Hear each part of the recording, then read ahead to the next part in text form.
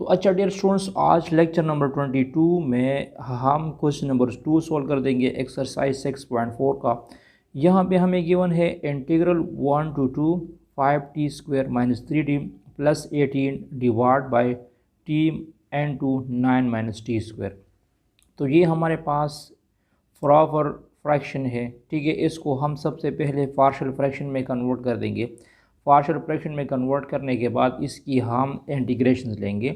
तो यहाँ पे देखो, पार्शियल फ्रैक्शन में इसको कैसे कन्वर्ट कर दूंगा, मैं इस टर्म्स को लिख दूंगा 5t² - 3t + 18 divide by t n two, इस 9 की जगह मैं लिख सकता हूँ 3 होल स्क्वायर और इस t की जगह मैं लिख दूंगा t होल स्क्वायर।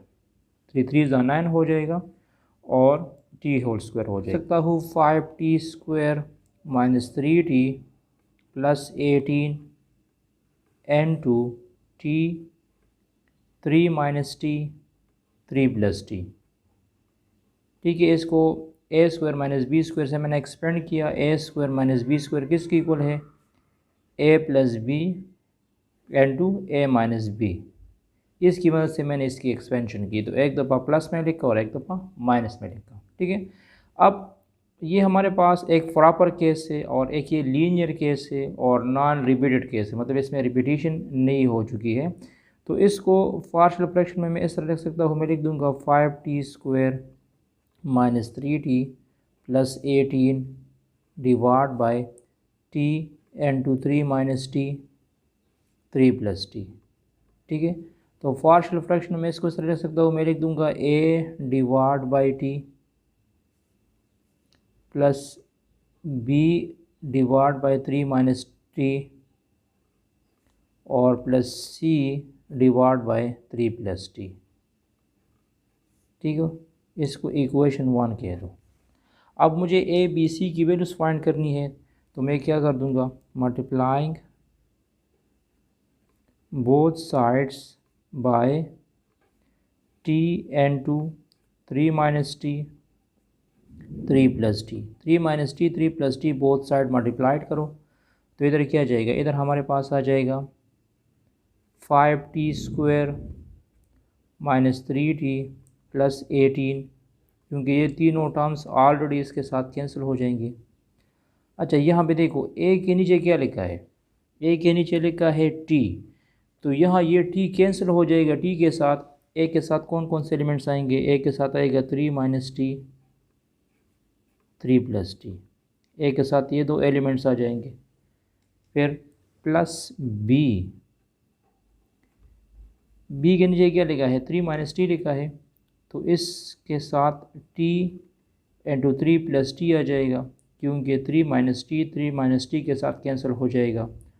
और प्लस c के साथ नीचे क्या लिखा है, c के नीचे लिखा है 3 + t, तो इसके साथ हमारे पास आ जाएगा क्या, 3 - t n टू t या t n टू 3 - t। ये इक्वेशन 2 हुआ, ठीक है। मतलब यहाँ डिवीजन में जो टर्म्स है वो कैंसिल हो जाएंगे। यहाँ डिवीजन में t कैंसिल हो जाएगा, तो 3 - t 3 + t a के साथ आ जाएगा। यहाँ पे 3 - t कैंसिल हो जाएगा, तो t n टू 3 + t आ जाएगा, ठीक है। अब यहाँ पे देखो, मुझे a b c की वैल्यूज़ फाइंड करनी है, तो बारी बारी इसमें कितने टर्म्स है, 3 टर्म्स है, एक t है, एक 3 - t है, एक 3 + t है। तो एक दफ़ा मैं पुट कर दूंगा, put t = 0 in equation 2। Equation 2 में जहाँ पे t है वहाँ पे 0 लगा दो, तो ये इसकी जगह मैं 0 पुट करूँगा, तो 5 n टू 0 3 n टू 0 + 18, यहाँ क्या जाएगा, इधर आ जाएगा 3 - 0 3 + 0। यहाँ पे देखो t यहाँ पे मौजूद है ना, तो d की जगह हमने क्या पुट किया है, 0 पुट किया है, तो b डायरेक्ट 0 हो जाएगा। और c के साथ भी t है, तो वो भी हमारे पास 0 हो जाएगा। तो ये बन जाएगा 0 - 0 + 18 = ए 3 3 9 आ जाएगा। तो ए की वैल्यू बन जाएगी 18/9। तो ए हो जाएगा हमारे पास 2। ए इज इक्वल टू 2। ए की वैल्यू क्या बन गई? 2 बन गई। अब यहाँ पे देखिए, फिर आप लोग 3 माइनस टी को इक्वल टू 0 रख सकते हैं या 3 प्लस टी को। सेकंड में आपकी मर्ज़ी है, 3 माइनस टी को इक्वल टू 0 रखना चाहते हैं या 3 प्लस टी को। तो अब मैं लिख दूंगा 3 minus T is equal to 0। 3 minus T को इक्वल टू 0 पुट करो। This implies that 3 is equal to T या T is equal to 3 in equation 2। Equation 2 में जहाँ पे टी है वहाँ पे आप लोग 3 लगा दें, और जहाँ पे 3 माइनस टी है वहाँ पे आप लोग डायरेक्ट 0 लगा दें। तो लेफ़्ट साइड को देख लो, लेफ़्ट साइड हो जाएगा 5 and 2 3 whole square, 3 and 2 3 plus 18 is equal to, यहाँ पे देखो, यहाँ इसमें 3 माइनस टी इन्वॉल्व है ना, तो 3 माइनस टी 0 हो जाएगा। तो ये टर्म्स कंप्लीट 0 हो जाएगा। बी को देख लो, टी की जगह क्या लगा दो? 3 लगा दो। 3 and 3 प्लस 3, और सी बी डायरेक्ट 0 हो जाएगा। क्यों? क्योंकि 3 माइनस टी को हमने इक्वल टू 0 पुट किया है। तो ये क्या हो जाएगा? 3 3 ज़ा 9, 45 माइनस 9 प्लस 18, ए भी 0 हुआ। यहाँ पे 3 प्लस 3 से 6 आ जाएगा, और ये हो जाएगा 18 बी प्लस 0। ठीक है, तो इसकी सिंप्लीफिकेशन कर दो। तो इससे आ जाएगा 54, और इससे आ जाएगा 18 बी। तो बोथ साइड 18 पे डिवाइड करो, 54 डिवाइड बाई 18, तो बी बन जाएगा हमारे पास 3। बी भी हमारे पास 3 बन गया। अब यहाँ पे देखो, एक दफ़ा मैंने टी को इक्वल टू 0 पुट किया, एक दफ़ा हमने 3 माइनस टी को इक्वल टू 0 पुट किया। अब हम 3 प्लस टी को इक्वल टू 0 पुट करेंगे। यहाँ पे ये जो 3 प्लस टी है इसको मैं इक्वल टू 0 पुट करूँगा। तो देखो ये क्या बन जाएगा, यहाँ पे आप लोग लिख दो, 3 plus t is equal to 0। This implies that t is equal to -3 in equation 2। जहाँ पे इक्वेशन 2 है वहाँ आप लोग -3 लगा दो। तो ये क्या हो जाएगा? 5 and 2 -3 whole square, 3 and 2 -3 plus 18। यहाँ 3 प्लस टी की जगह 0 लगा दो, ए भी 0 हो जाएगा, बी भी हमारे पास 0 हो जाएगा क्योंकि इसमें भी 3 प्लस टी है। और ये हो जाएगा, टी की जगह हम -3 लगा देंगे तो 3 and 2 -3 and 2 -3। ठीक है, तो 3 3 ज़ा 9, और 9 के साथ 5 को मल्टीप्लाइड करो, 45 प्लस 9 प्लस 18 आ जाएगा। और यहाँ पे 3 माइनस इंटू माइनस प्लस 3 6 हो जाएंगे, और ये आ जाएगा -18 सी। ठीक है, तो इसको जब हम ऐड कर देंगे तो इससे आ जाएगा 72, और ये आ जाएगा -18 सी। बोथ साइड 18 पे डिवाइड करो तो सी बन जाएगा -4। सी की वैल्यू क्या आ जाएगी? -4 आ जाएगी। ठीक है, अब यहाँ पे देखो, ए की वैल्यू क्या आ चुकी है? ए हमारे पास आ चुका है 2। A is equal to 2, b is equal to 3 and c is equal to -4। इन सब वैल्यूज़ को इस इक्वेशन नंबर 2 में पुट करो। ये जो इक्वेशन नंबर 2 है ना, ये वाली, इसमें पुट करो, सॉरी इस इक्वेशन में पुट करो, इक्वेशन नंबर 1 में। तो इक्वेशन 1 क्या बन जाएगा? इक्वेशन 1 हमारे पास बन जाएगा 5t² -3t plus 18 divide by t into t -3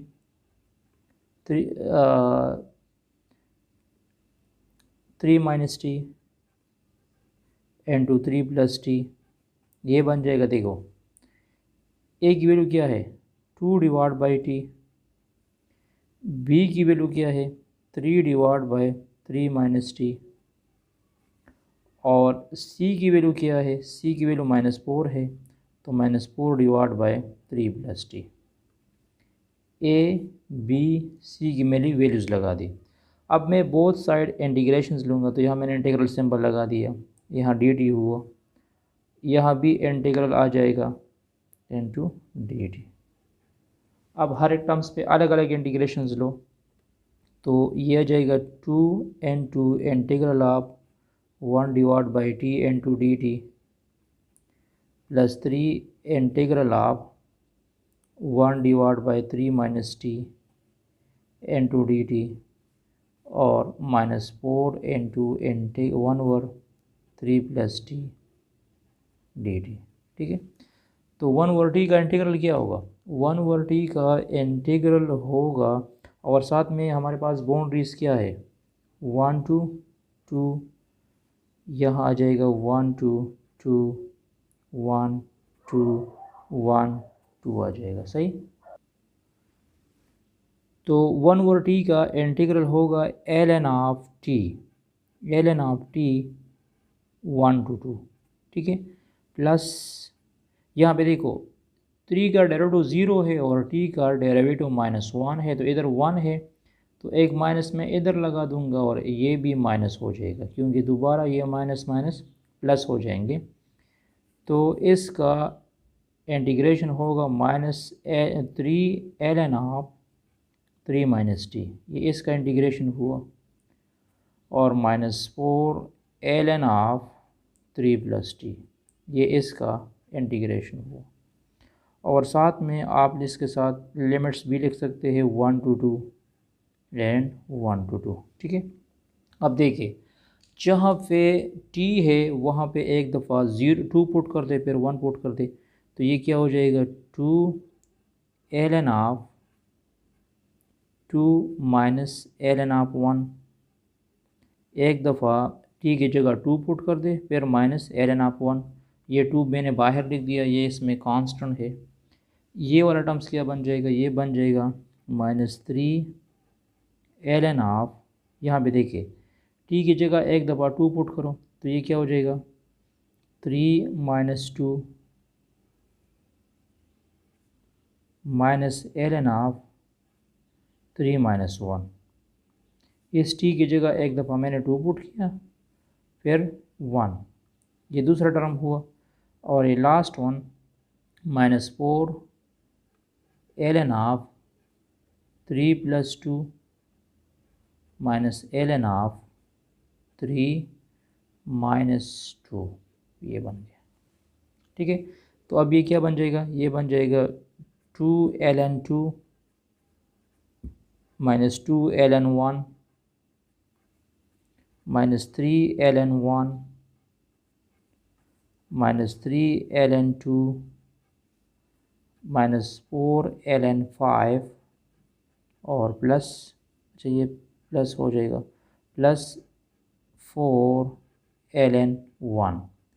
तो ये याद रखना है कि ln 1 इक्वल है 0। ठीक है, तो इसमें ये वाला टर्म्स ख़त्म हो जाएगा, ये भी ln 1 है, ये भी ख़त्म हो जाएगा, और ये भी ln 1 है, ये भी ख़त्म हो जाएगा। यहाँ पे क्या है 2 ln 2, और यहाँ पे क्या है 3 ln 2, तो ये हो जाएगा 5 ln 2, और ये क्या है -4 ln 5 हो जाएगा। ठीक है, तो बाकी आप इसको कैलकुलेटर पे ट्राई कर सकते हैं, ये this is our final answer. ठीक है, नेक्स्ट प्रॉब्लम्स को देख लो।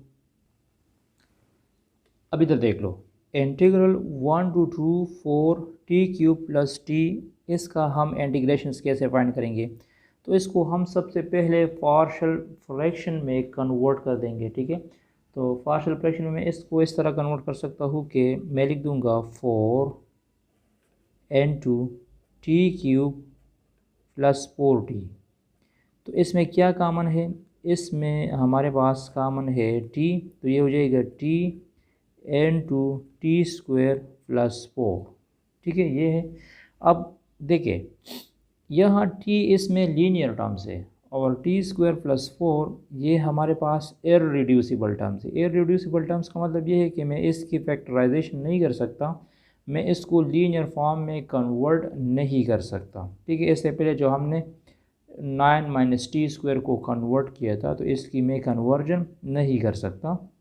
तो एक तो ये प्रॉपर केस है, दूसरा ये हमारे पास इररिड्यूसिबल केस है और नॉन रिपीटेड है, दोनों एक दूसरे से चेंज है। तो इसको मैं पार्शियल फ्रैक्शन में किस तरह लिख दूंगा, मैं लिख दूंगा 4n2 टी स्क्वायर प्लस 4 ये बन जाएगा a divide by t plus b T plus c divide by t square plus 4। Linear case के लिए हम सिंपल ए बी सी लिखते हैं और ये इसमें क्वाड्रेटिक केस है तो इसके लिए मैं लिख दूंगा बी टी प्लस सी। अगर यहाँ पे एक्स होता तो फिर मैं लेता बी एक्स प्लस सी। ठीक है, इसको इक्वेशन 1 कह दो।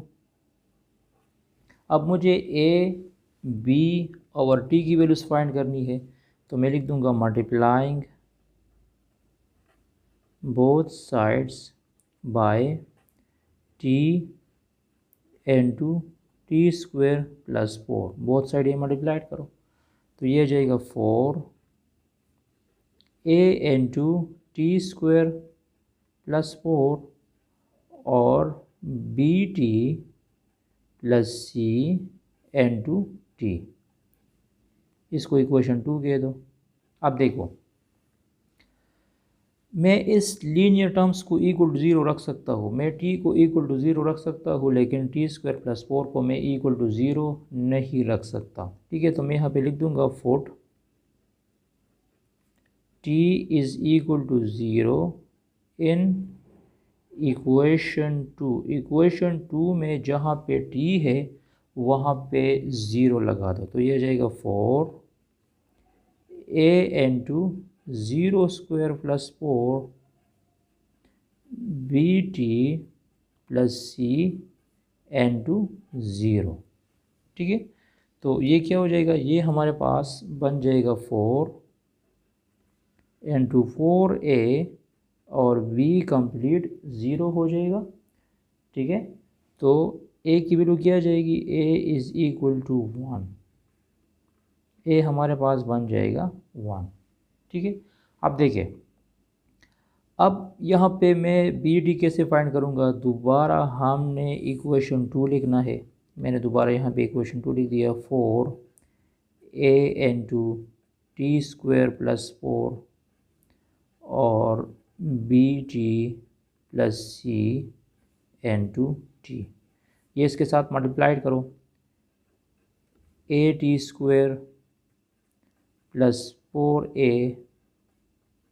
B t square plus c t, इसको इक्वेशन 3 कह दो।